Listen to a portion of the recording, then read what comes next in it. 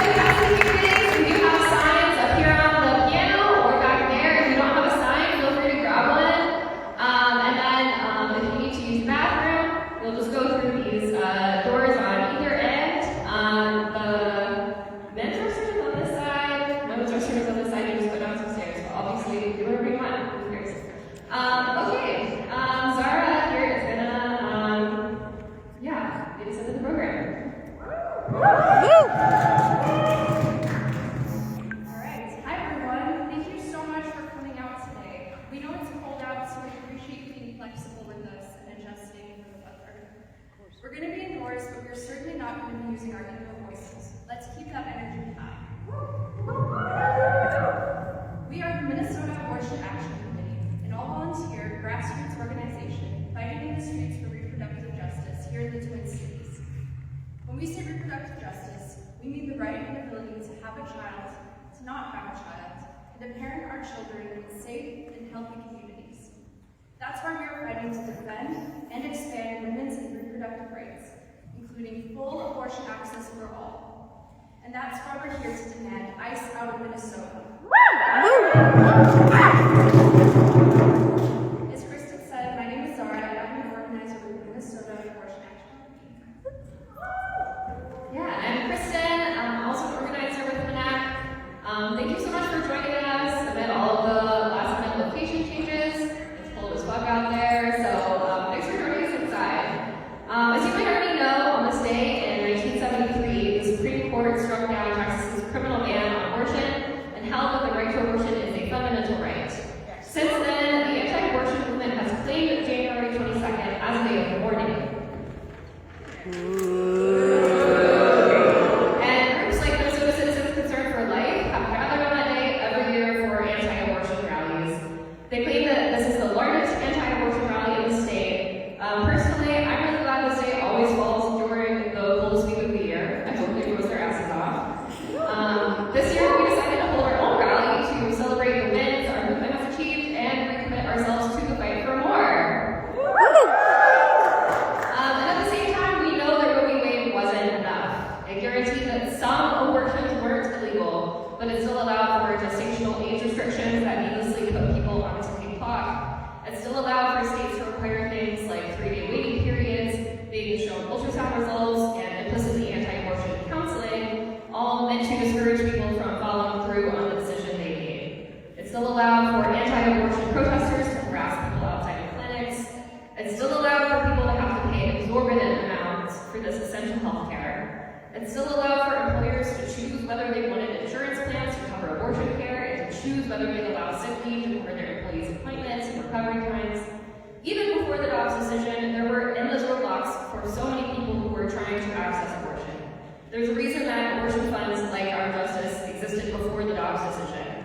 We have not yet seen truly safe, legal, and accessible abortion in this country. But I know that we can.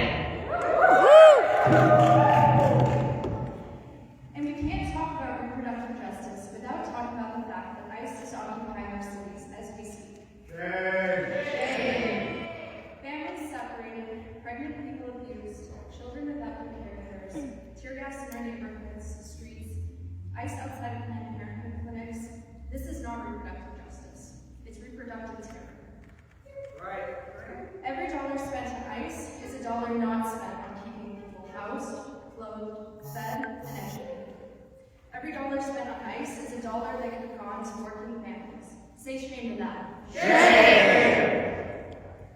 So yeah, as we go through our program tonight, just remember all of our circles are connected and there is no reproductive justice with ICE on our streets. ICE out of Minnesota!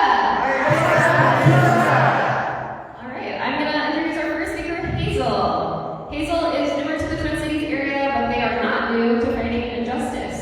We can attest that as soon as Hazel moved here, she threw herself into organizing with vigor. She's constantly pursuing new ways to fight for and learn from the struggle for immigrant rights, LGBTQ+ rights, and reproductive freedom. They are so happy to have found a home in MNAC. Give it up for Hazel!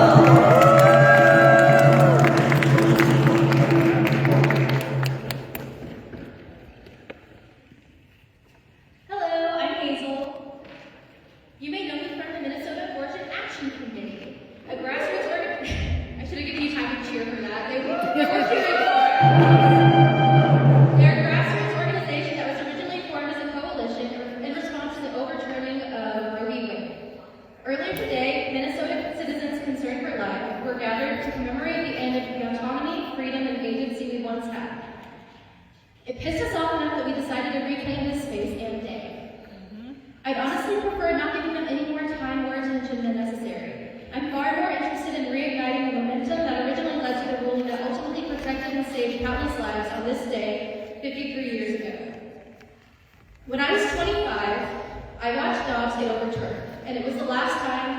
felt truly powerless. I know I, along with countless others, were fraught with peril and trepidation. But you know what got me through it?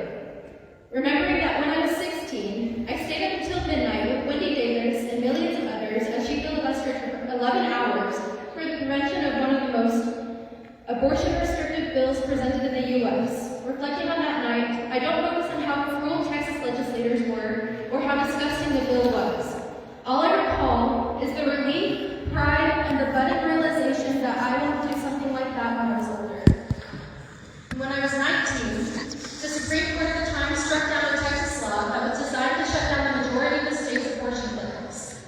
This decision directly impacted several states that had similar laws in the works, prolonging abortion access for an additional 6 years. When I was 25, merely 2 months after Roe v. Wade was overturned, I joined in awe as people from my rural hometown of Kansas, a population of only 12,000, took to the streets in protest for the first time I can ever recall. They marched in support of reproductive freedom. They marched so abortion access could remain codified in a traditionally conservative state. When I was 26, though I didn't live here yet, this amazing group called Minnesota Abortion Action Committee fought to eliminate state grants to crisis pregnancy centers in the state of Minnesota. Through the Positive Alternatives Act, Minnesota was within the top 5 states for providing funding to fake clinics at the time. This incredible organization and many others were doing this work right after helping to ensure Minnesotans' right to reproductive freedom was reaffirmed and codified in the state constitution. So yes, when I was 25, I felt powerless. But that same year, I also felt driven to do the work necessary to achieve the rights and freedoms we all deserve. I still carry that resolve now that I am 28. Thinking of what brought me the most courage and hope during each of these poignant moments in my life wasn't necessarily the struggle that was faced, but experiencing people rallying together to say, no, we will not stand for this. We all know how challenging this past year, the last few weeks in particular, have been, especially within our community. I have unending gratitude for each of you out here this evening. Your resilience and determination is vital to effective resistance. When I look out and see you all here, whether at marches, rallies, panels, or trainings, I see the strength and power we need to persist and get through this. I see my community and I can ask for a better one. Thank you again for being here tonight. We are all stronger united. I'm going to have a chant now. Ain't no power like the power of people, because the power of the people don't stop. Ain't no power like the power of people, because the power of people don't stop. Say what? Ain't no power like the power of people, because the power of people don't stop. Say what? Ain't no power like the power of people, because the power of people don't stop. Say what? Ain't no power like the power of people, because the power of people don't stop. Say what? Ain't no power like the power of people, because the power of people don't stop.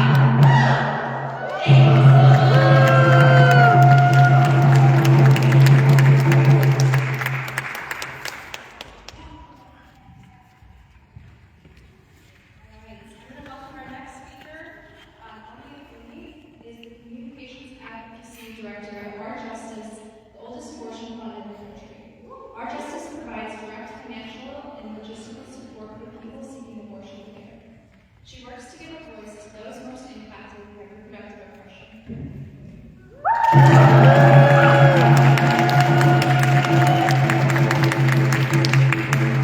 Thank you so much. I am always amazed at the resilience of Minnesotans to get outside, march on the streets, despite the weather, despite the cold. And so thank you so much for having me. Thank you so much for being here.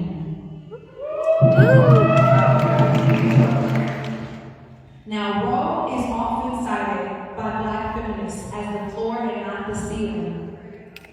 And you may ask why, and that's because of its restrictions and the unconsidered barriers to access. To which many may ask, you mean making abortion legal wasn't enough? And to that I say, no, it isn't. What good is it if abortion is legal, but I can't afford it? What good is it if abortion is legal, but Medicaid doesn't fully cover the cost for the clinic providing the care? What good is it if I need an abortion in my life, but restrictions won't allow me the pills or procedure due to my gestation date. What good is it if abortion is legal, but I can't even find a provider in my state, let alone one who will publicly advertise that they offer abortion care? Right? Those most impacted by reproductive oppression are 3 times more likely to die due to pregnancy-related complications. Shame! There are many reasons why someone may need an abortion, but their race, age, economic status, gender, location, immigration status shouldn't be a barrier in their ability to receive care. That's right. So to all of you, I say, we will continue our fight for access to safe abortion care for all. Donate to your local abortion fund, as always. And I just want to uplift too that the misuse of the FACE Act that's happening right now to persecute activists Nikema Armstrong and Chantel Allen. The same act that barely protects people who try to access abortion care in Minnesota. The struggle continues. We will march on. We will continue fighting for our human rights and for reproductive justice.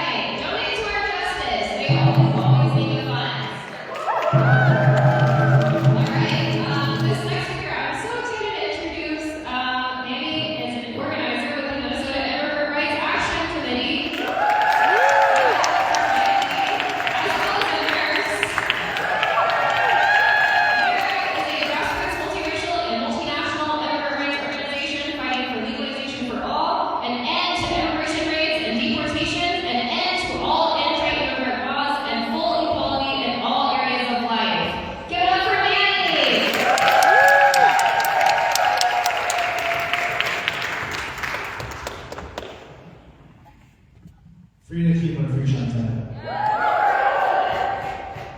I need you guys to stand now. Just shake it off, because I need to know that you're fucking pissed. I'm sorry, we're at church. I'm fucking pissed. My name is Manuel, you can call me Manny. I'm a proud member of the Minnesota Immigrant Rights Action Committee. People, neighbors, community, hear this truth. When one of us bleeds because of unchecked power, all of us feel the wound. On January 7th in Minneapolis, a federal agent from ICE shot and killed Renee Nicole Good. A mother, a partner, a writer, a human being. In our streets, say shame to that. Shame. This was not an accident. This was violence from a federal agency that has always relied on force over care, raid over rights, and gun over justice. What happened to Renee reflects a much larger pattern. Federal immigration enforcement operates with impunity, elevated now in Minneapolis by thousands of agents deployed into our city. Say shame to that. Shame! And yet, when our people protest, when our children are detained, when our community members raise their voices, the courts allow ICE to arrest and pepper spray peaceful protesters right here in Minnesota. We are told this is about law enforcement. We are told this keeps us safe. But anyone who has felt fear in our neighborhood knows the truth. ICE presence does not protect, it terrorizes. It tears families apart. It turns schools into battlefields. It turns hospitals, the hospital that I work at, into hostile zones. And it kills people like Renee, people who didn't deserve to die, people who were loved deeply, people who were just part of our community and our struggles. This is why the work of MIRAC the immigrant justice, and because of all backgrounds, black, brown, indigenous, white, trans, queer, mothers and fathers, children are impacted when state powers goes unchecked. But let me be clear, reproductive justice and immigrant justice are connected. You cannot have bodily autonomy if people cannot walk into hospitals and clinics without fear. You cannot have reproductive freedom if families live under the threat of deportation. You cannot talk about choice while people are hunted for who they are or where they came from. This is why Manak stands in solidarity with Mira and with every community resisting violence. Because we know a world where we can make decisions about our own bodies must also be a world where we can make decisions about our own lives. A world where abortion is safe must also be a world where immigration enforcement doesn't terrorize us. A world where women and queer people are free must be a world where all bodies are respected and protected. Tonight, we demand justice for Renee Good. Justice for Renee Good! Justice for Renee Good! Not silence, not cover-ups, not dismissal. ICE out of Minneapolis! ICE out of Minneapolis! Because our people are not targets. A movement where reproductive justice and immigrant justice stand as one. We are not afraid. We are not afraid. We are here. We are here. We are organized. We are organized. And we will not stop until every family can breathe without fear, without violence, and without police in the streets. Say it once, say it twice. We will not put up with ICE. Say it once, say it twice. We will not put up with ICE. Say it once, say it twice. We will not put up with ICE. Say it once, say it twice. We will not put up with ICE. Thank you.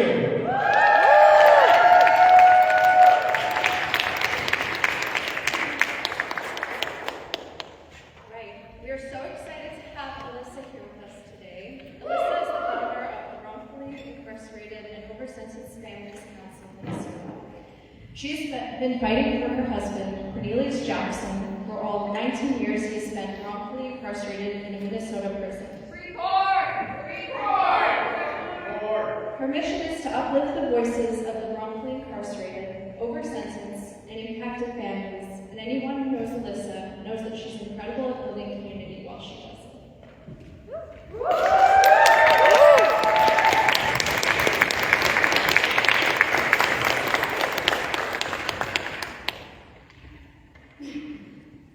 Hello.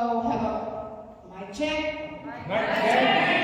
Hello, everyone. You all look beautiful out here today. I know it's out there freezing, but we have to be out here fighting on the ground, boots on the ground every day. Well, while we're here, in Roe versus Wade, 1973, the Supreme Court recognized the constitutional right to bodily autonomy and privacy, the right to make deeply personal decisions without government control. In 2022, that protection was ripped away in Dobbs versus Jackson, sending a loud and dangerous message. The state believes it owns our bodies, our families, and our futures. Can I get a shame? Shame! But let's be clear, this is not new. This is escalation. At the Wrongfully Incarcerated Over-Sentenced Families Council, Minnesota, we know this fight intimately. The same system that wants control over reproductive decisions is the same system that cages our loved ones, over-sentences our people, ignores innocence, and devastates families, especially Black, brown, indigenous, immigrant, queer, and trans communities. And we are watching it happen right now in real time. ICE raids are terrorizing our neighborhoods, snatching people from homes, workplaces, and community spaces.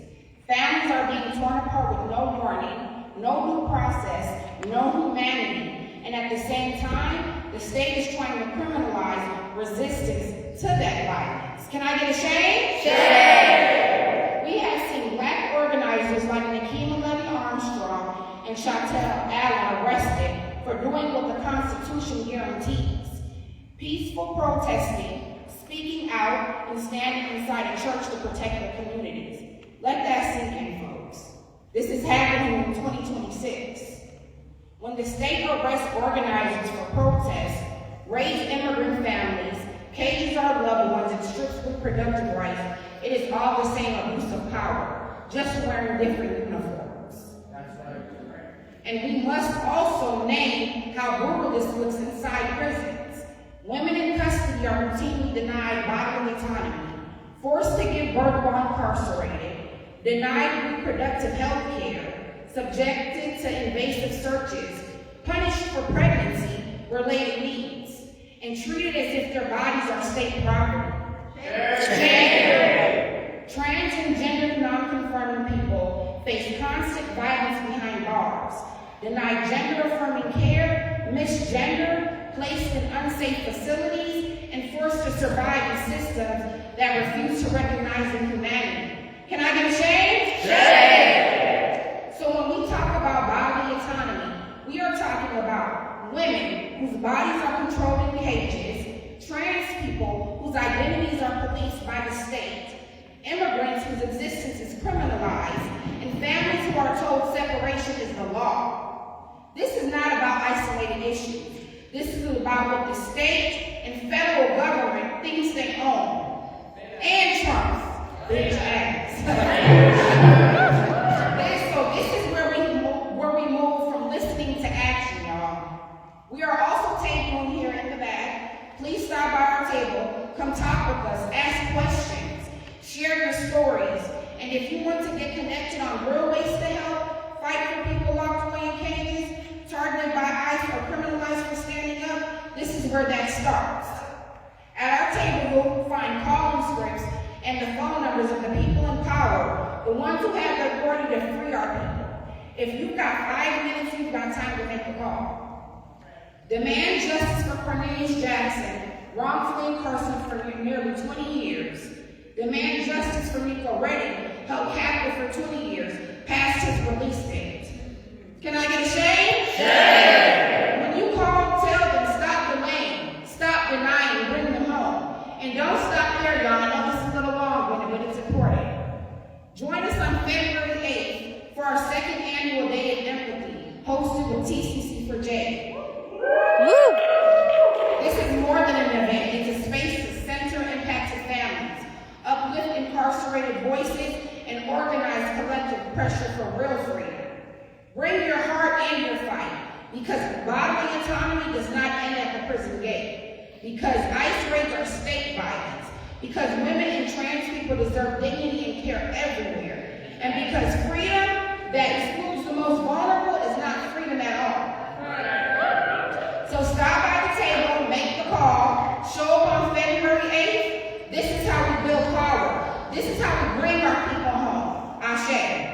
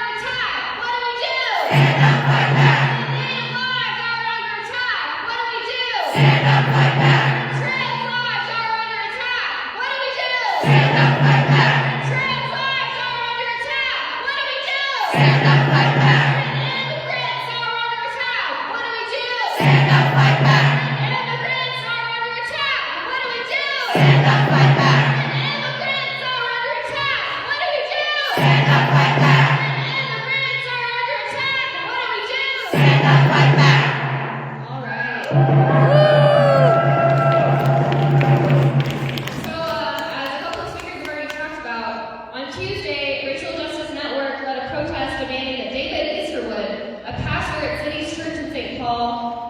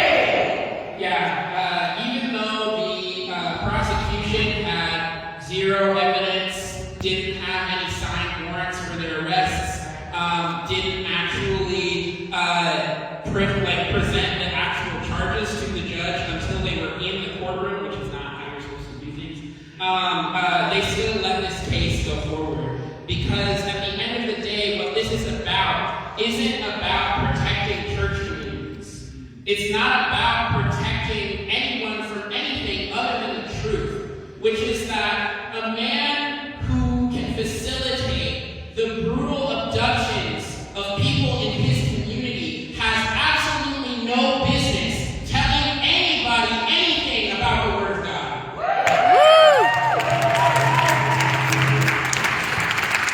When I was growing up, I used to be a devout Christian.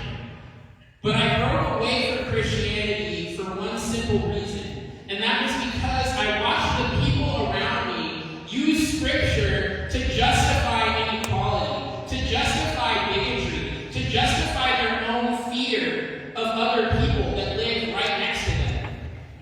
When in actuality, what the Bible tells Christians to do is that above all else, love is God's greatest command. That Christians are meant to welcome the foreigner because Jesus said, you remember what it was like to be a foreigner in Egypt. Don't mistreat the foreigners in your country. He said, the greatest commandment of mine is love. And after that, immediately after that said, love your neighbor as yourself is the second greatest commandment. What Nakima, Chantal, William, Traherne, and Monique did was speak truth to power. And that is something that this administration cannot stand. Because I think they know that nothing that they are doing has anything to do with religion and everything to do with power, control, intimidation, and fear. But not only do I know the Bible, I know the law pretty well too. And there is nothing that those brave activists did that violated the FACE Act or that violated the Ku Klux Klan Act of 1871.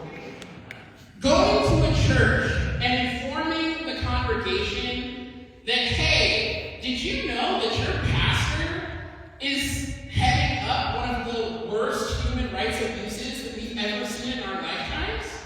Did you know that he's the head for an agency that kidnapped a 5-year-old kid and then had him go to his family home's door to lure out the rest of his family so they could abduct them? I want everybody in this room to know that we are going to fight these charges with everything that we have.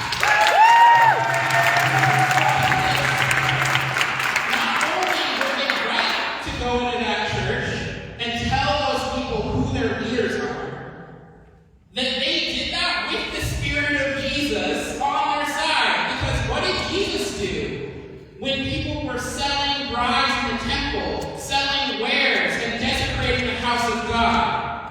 Did he go, oh, well, this is a church, so like, I'm not gonna do anything about this. Like, that would be really disrespectful to the church. No, he went in there and he flipped tables. He whipped people. And that's exactly what we're going to do. We are going to use every tactic that we have in our arsenal to make sure that these charges don't stick. And if they do stick, we'll fight it there too. We will fight it in the courts. We will take this fight to them no matter what it takes because we are not losing any of our activists to this regime.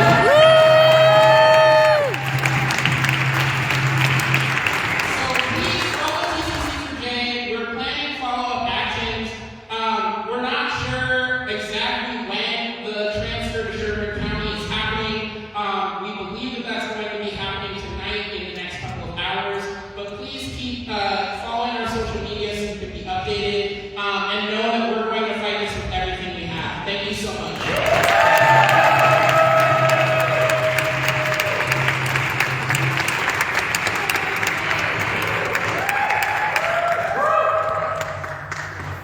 Education, not deportation. Education, not deportation. Education, not deportation. Education, not deportation. Education, not deportation. Education, not deportation. All right, our next speaker is Emma, a member of Minnesota 5051, which has led massive anti-Trump protests across the country and has helped build the resistance to Trump and ICE here in Minnesota. Give it up for Emma.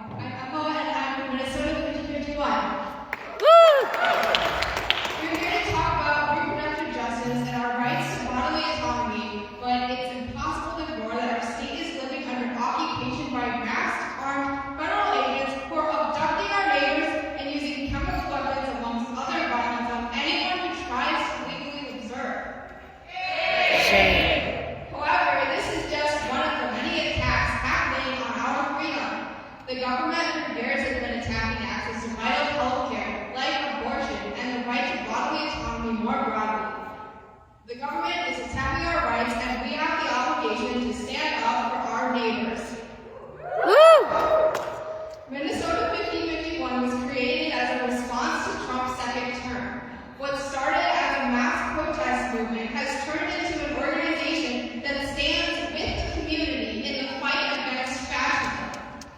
However, this current battle for abortion access began before Trump's second term. It happened during an administration that was supposed to be pro-healthcare. The attacks on abortion access have been going on for much longer than Trump and will continue unless we speak out and fight for this healthcare. Speaking about bodily autonomy and the right to make decisions about our own bodies, I have a lot of respect for the work that the Minnesota Abortion Action Committee is doing. When Roe v. Wade was overturned, I had a lot of disbelief and sadness. I did not even realize at the time that Roe v. Wade itself was flawed and needed to be built upon. I am not originally from here. I'm from Iowa, and the stronger protections for people seeking abortions is one of the reasons I was drawn to living up here in Minnesota. With the passing of Kim Reynolds' heartbeat law, I was scared living in Iowa as someone who might become pregnant. It is scary for the government to have control over your medical decisions. Unfortunately, that's where we are at right now in this country. Again, I am thankful for the protections that do exist here in the state of Minnesota. I want to share my story in late October, having to visit Planned Parenthood myself. I was casually hooking up with someone. I was very clear about my boundaries, and he kept trying to push them. He wanted to hook up without a condom, and I said no. A little bit later, I noticed the condom was not on anymore. I stopped immediately and left. I later scheduled an appointment at Planned Parenthood the next day. I am glad I chose to go there. They comforted me and connected me to resources. Unfortunately, I learned even without semen involved, there is not a zero risk of pregnancy, and therefore was given a prescription for Plan B. I also learned it takes weeks for STDs to show up on tests. Thankfully, I never became pregnant and never had to seek abortion care. I am so fortunate that I went to Planned Parenthood for my situation. More money should definitely go toward funding abortions, and no money should be going towards any places that want to try to offer help when they are really pressuring people into pregnancy. Money for health care, including abortions, and not for ICE.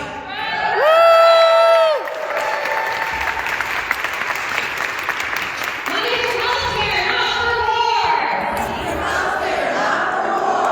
Money for healthcare, not for war! Money for healthcare, not for war. Money for healthcare, not for war! Money for healthcare, not for war. Money for healthcare, not for war! Money for healthcare, not for war. All right, let's give it up for Emma. I think it's ridiculous that they're telling us there's not enough money for schools. They're telling us that we can't have universal health care. They're telling us that they cut SNAP benefits. And yet, how much money do you think they're spending on ICE in a single day out on our streets? I don't have an exact number, but I would be surprised if it's not in the hundreds of thousands, if not millions. So yeah, more money for clinics, no money for ICE. All right, our next speaker is Anne from Women's March Minnesota. Anne, equal rights activist Minnesota. She is the mother of 3 daughters in their 20s. Marching for reproductive rights in Ireland 15 years ago with her daughters, and she never dreamt she'd ever be marching back home in the U.S. for reproductive rights and bodily autonomy. So let's hear it for Anne. Thank you. That's where my daughters first started going to protest when we lived in Dublin. And it never occurred to me back then, probably 15 years ago, that we'd be doing the same damn thing here. The chant here always, keep your rosaries off our ovaries. Keep your rosaries off our ovaries. I'm Ann Tracy with Women's March Minnesota and Equal Rights Women ERA Minnesota. I want to thank everybody for being here, for the volunteers, for the attendees. We know it is so cold outside. We know there are so many things we need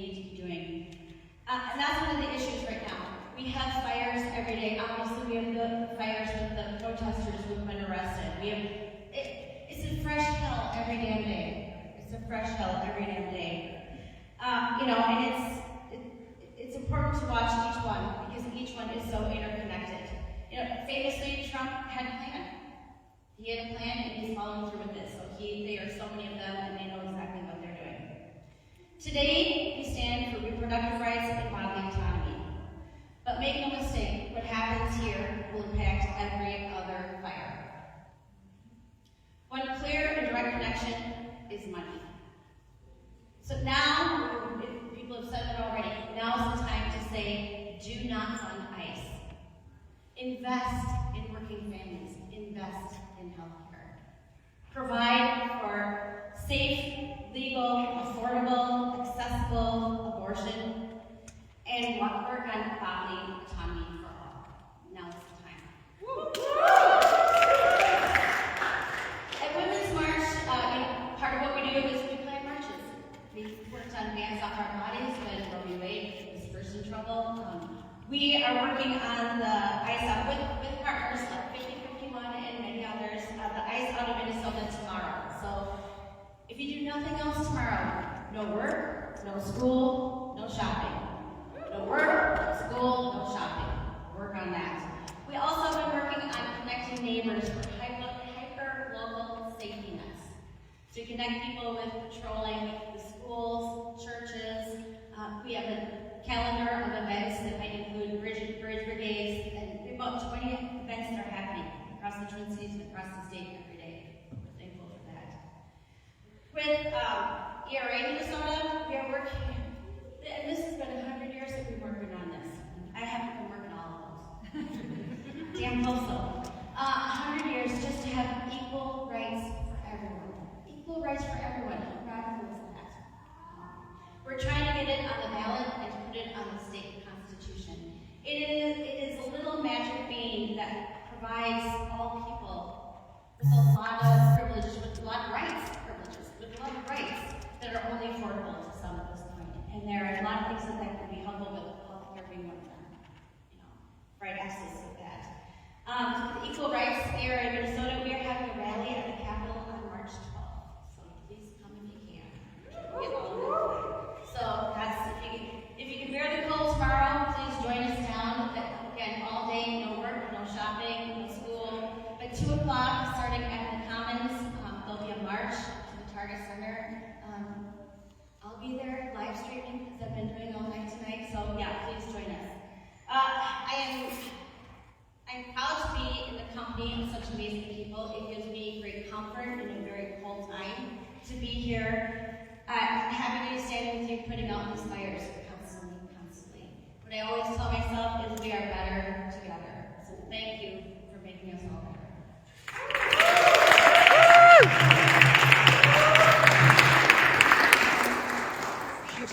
All right, healthcare, education, we demand liberation. Healthcare, education, we demand liberation. Healthcare, education, we demand liberation. Healthcare, education, we demand liberation. Healthcare, education, we demand liberation. Healthcare, education, we demand liberation. All right, our next speaker is Haley Bloom Peterson, who is serving in her 3rd term on the Pro-Choice Minnesota Foundation Board of Directors. She is a proud member of the Middle City Running Race Team and loves to cross-country ski, knit, and bake. Give it up for Haley. Thank you. Hi, everyone. So she said my name is Haley Bloom Peterson. I use she, her pronouns. And for the past 7 years, I have had the pleasure of volunteering for Pro-Choice Minnesota. I have to admit, in the last few weeks, it's been really hard to prioritize doing the admin tasks that we do as a board. When our neighbors are being abducted off the streets and from their homes, it's really hard to be thinking about that. But attacks on reproductive rights, as others have said, are not a separate issue from attacks on immigrants. When the Dobbs decision came down to overturn Roe, people all across the country lost control of their bodies.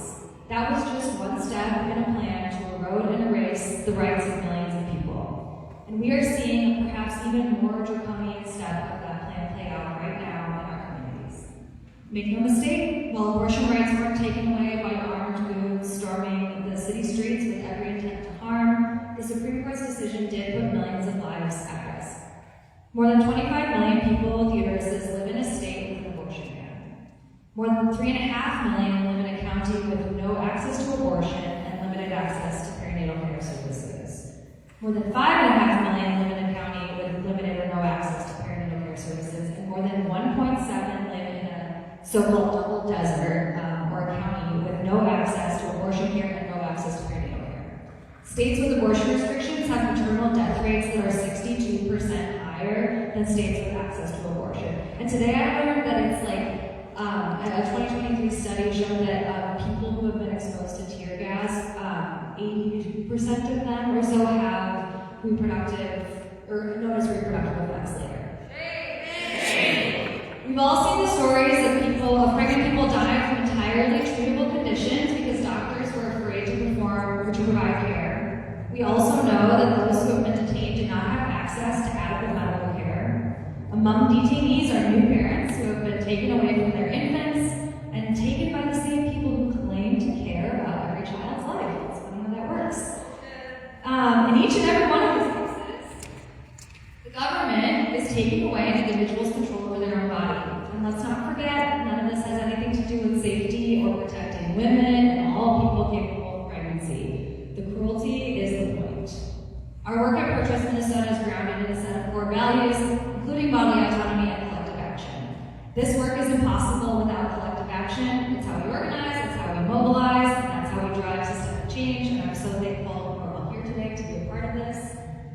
Bodily autonomy, of course, includes access to abortion and all reproductive health care, but it also includes being able to go to work, to school, to worship, to the grocery store, to get health care, without the fear and real risk of being abducted by fake law enforcement. Gathering here today is standing up for reproductive justice and protecting our neighbors and standing up for reproductive justice. I hope you will all continue to carry your whistles, protect your schools and playgrounds, go to your immigrant-owned businesses in your neighborhoods, and remember that our right to abortion is no different than the rights the federal government is stripping of immigrants and those who try to protect them. This is a community that stands up for each other, for what's right, and I'm really grateful to be in this room with all of you. Thank you.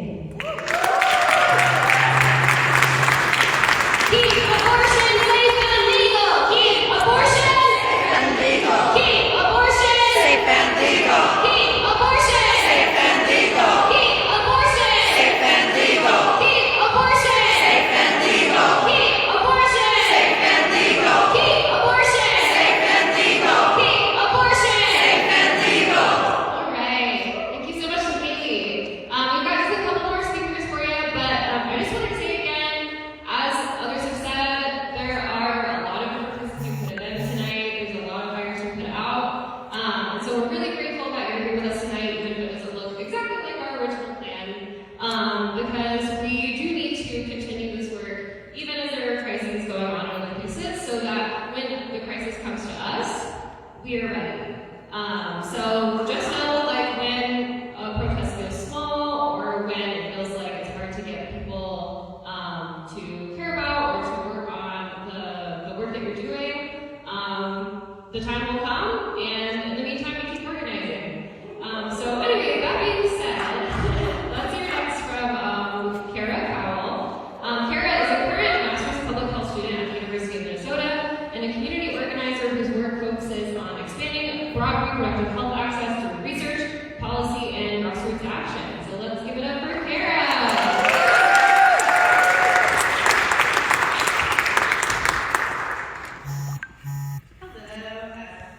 My name is Kara Howell, and I'm a Master's of Public Health student at the University of Minnesota in Maternal and Child Health. And I also am a community organizer doing work to advance menstrual equity in the state of Minnesota.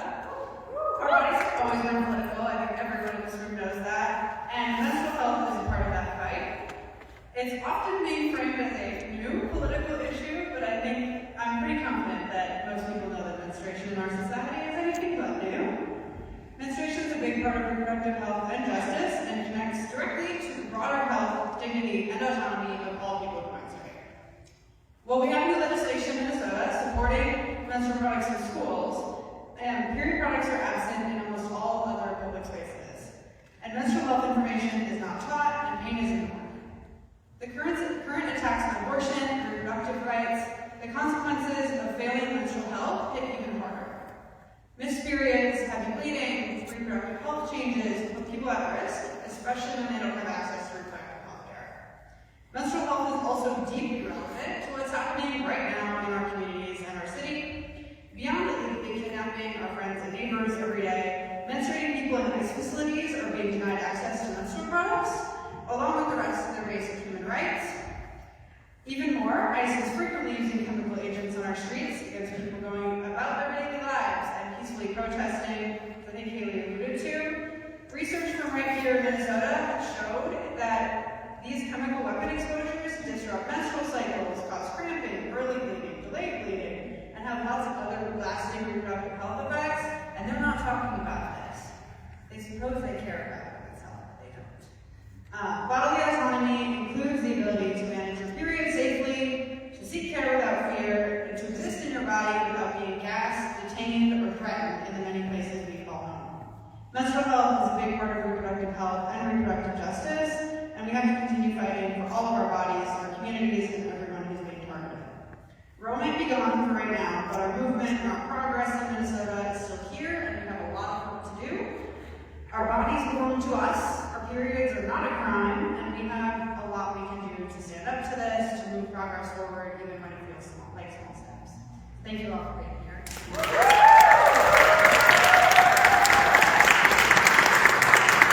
Free abortion on demand, can we do it? Yes, we can.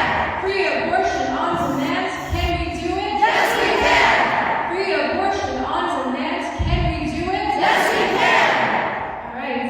I'm honored to be welcoming our last speaker for the evening. Olivia is a founding member of the Minnesota Abortion Action Committee and a proud member of Freedom Road Socialist Organization. Give it up for Olivia.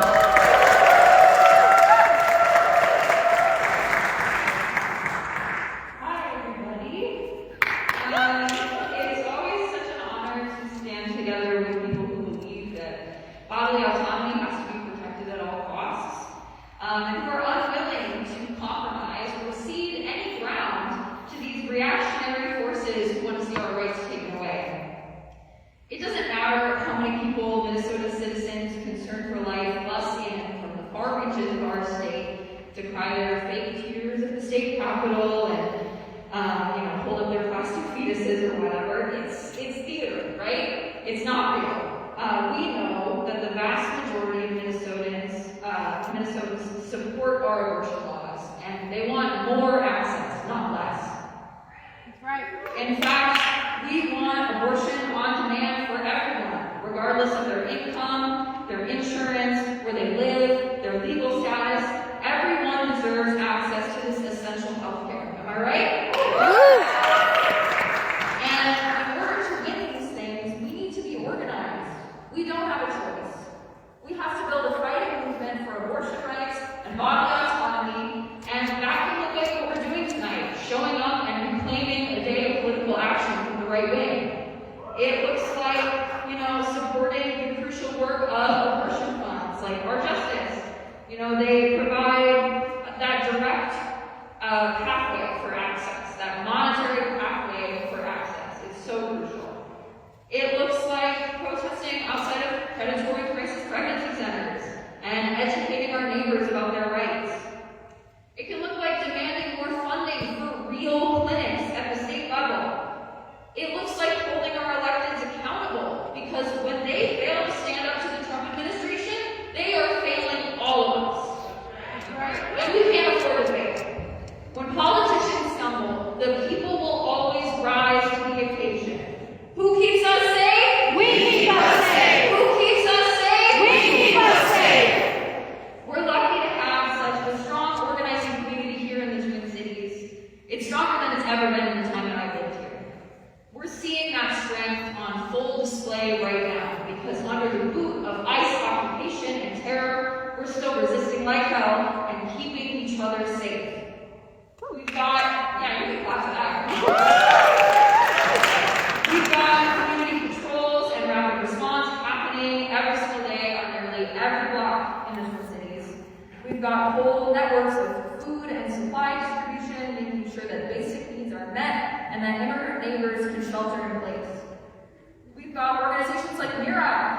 leading tens of thousands of people in the streets to send a clear message to Trump and Bovino and all of these scum of the earth ICE agents that there are more of us than there are of you. When I say fuck ICE, you say ICE out. Fuck ICE. Ice out. Ice out. Ice out. Right. We need this level of courage in every fight that we face, in every attack that comes our way. When ICE comes to our hospitals and clinics to intimidate people from getting the health care that they need, are you going to fight back? Yes. When the right wing attacks gender-affirming care, life-saving care for trans youth, are you going to fight back? Yes. Fight back! That's right. When they try to turn back the clock, when they try to beat back the victories that we have won for safe and legal abortion, are you going to fight back? Yes. Find the courage to fight for the ones that we lost and to win the future that we all deserve. Justice for Renee Good, justice for Victor Manuel Diaz, free Lima, free Chantal, free Moby, free them all. Thank you.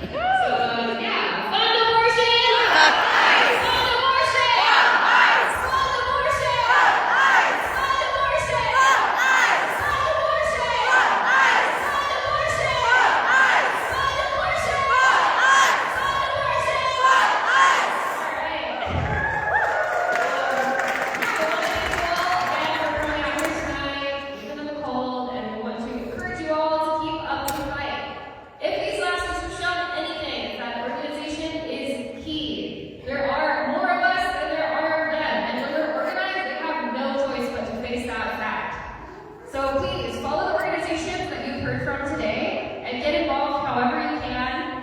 We're going to talk about some upcoming events first, but after tonight's program, we have some organizations taking an entryway here, so please just stop by and talk to them. And let's hear it from Sarah. Okay, for this part, I need you to get out your phones, open up your calendars, and start writing down a couple of dates. Alright, so first, we have a new members meeting on Thursday, February 5th at 6 p.m. at the Lucy Parsons Center in South Minneapolis. So if you're looking for a place to organize, this is a great way to get started and plugged in. But even if you can't make that new members meeting, the NAC meets weekly every Thursday at 6 p.m. And all of our meetings are open to new folks, so please come and join us. They're really fun, I promise. And if you have any questions, you can check out the table in the back. We also want to give a quick shout out to the supply drive that Our Justice is running for immigrant families. If you have diapers, pull-ups, and pads to donate, you can bring them to Moon Palace Books, and Our Justice will get them to another organization we love, Community Aid Network Minnesota.